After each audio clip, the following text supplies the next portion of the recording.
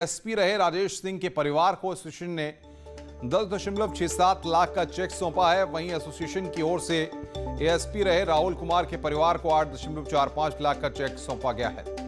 इन दोनों अधिकारियों की कोरोना से मौत हुई थी। पीपीएस एसोसिएशन ने घर पर जाकर ये चेक दिए हैं।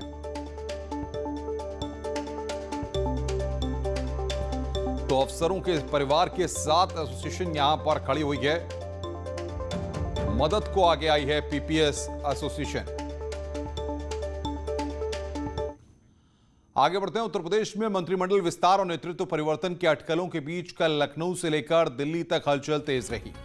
बीजेपी उपाध्यक्ष और पार्टी के प्रदेश प्रभारी राधा मोहन सिंह ने कल राज्यपाल आनंदीबेन पटेल से लखनऊ में मुलाकात की। मुलाकात में क्या बात हुई इसका खुलासा नहीं हुआ। उन्होंने मीडिया के सवालों का जवाब तो दिया, लेकिन सियासी सवाल अब भी वैसे ही बरकरार हैं। लोगों को भरोसा दिलाने की कोशिश हुई है। संगठन और सरकार के बीच ऑल इज वेल का संदेश देने की कोशिश हो रही है, लेकिन जिस तेजी से मेल मुलाकात का दौर चल रहा है वो अटकलों को और हवा देने का काम कर रहा है, क्योंकि चुनाव में बहुत कम समय बचा है। फिलहाल औपचारिक मुलाकात बताकर सवालों पर पूर्ण विराम लगाने की कोशिश की गई है और मंत्रिमंडल विस्तार को लेकर सीएम योगी के ऊपर फैसला छोड़ने की बात कही गई। इस मुलाकात के बाद राधा मोहन सिंह ने यूपी विधानसभा के स्पीकर हृदय नारायण दीक्षित से भी मुलाकात की। साहिबा से मेरी मुलाकात आज तक नहीं हुई थी, उसी कारण से आज मैं उनसे मिलने गया था। ये मेरा औपचारिक व्यक्तिगत में बदलाव के आसार हैं? ऐसा कुछ मामला नहीं।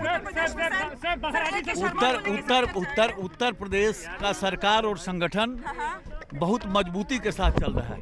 देश के अंदर सबसे मजबूत संगठन और सबसे लोकप्रिय सरकार उत्तर प्रदेश के अंदर काम कर रहा है। नहीं, राधा मोहन जी बहुत पुराने हमारे मित्र हैं, एक बात, और लंबे समय तक संगठन मंत्री और भिन्न भिन्न दायित्वों पर रहे। उत्तर प्रदेश के प्रभारी हैं इस समय संप्रति। उनके मन में आया कि दीक्षित जी से भी भेंट की जाए, काफ़ी दिन से भेंट नहीं थी। फोन आया, मुझे अच्छा लगा, हम लोग बैठे। ज़्यादातर चर्चा साहित्य और प्राचीन इतिहास को लेकर हुई। वहीं डिप्टी सीएम दिनेश शर्मा और बीजेपी के प्रदेश अध्यक्ष स्वतंत्र देव सिंह ने भी इन मुलाकातों के बीच सियासी चर्चाओं से जुड़ी अटकलों को गलत करार दिया। उन्होंने कहा कि ये सामान्य मुलाकात है। तो हमारे वहाँ सामान्य तौर पे हुआ ही करती है। बैठकों में कोई अगर आप देखें जो विस्तार की चर्चा है, नहीं, ये अधिकार माननीय मुख्यमंत्री का और संगठन का होता है, उसका वो कभी भी प्रयोग कर सकते हैं। लेकिन जहाँ तक मेरा प्रश्न है, मैंने कोई इस प्रकार की ना तो कोई विचार विमर्श हुआ है, ना कोई मैंने इस प्रकार की चर्चा कहीं संगठन के अंदर किसी प्रकार की हम लोगों से हुई होगी। तो मैं नहीं समझता हूँ कि जो भी निर्णय होगा संगठन स्मूथली करता है और सरकार जो है माननीय मुख्यमंत्री जी का और प्रदेश अध्यक्ष जी का संगठन का अधिकार रहता है। लेकिन इस प्रकार की कोई चर्चा होगी ऐसा मुझे अभी तक सूचना नहीं है। एक चर्चा से सर और है कि संगठन बदलाव की बातें बहुत उठ रही हैं। आप सर राष्ट्रीय उपाध्यक्ष नहीं, देखिए मैं क्या कोई भी जिम्मेदारी मैं इन सब चीज़ पे न तो कोई टिप्पणी कर सकता हूं और न ही मुझे किसी प्रकार की जानकारी है। आदरणीय योगी जैसा कोई नेता मिलेगा?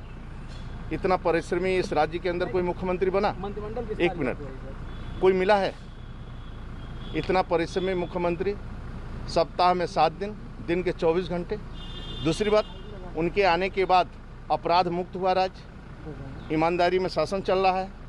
मतलब इतने आपने देखा है, सपा बसपा को आपने देखा है अच्छी तरह। इस राज्य को लोग लूट लेते हैं भाई, भ्रष्टाचार की तरह।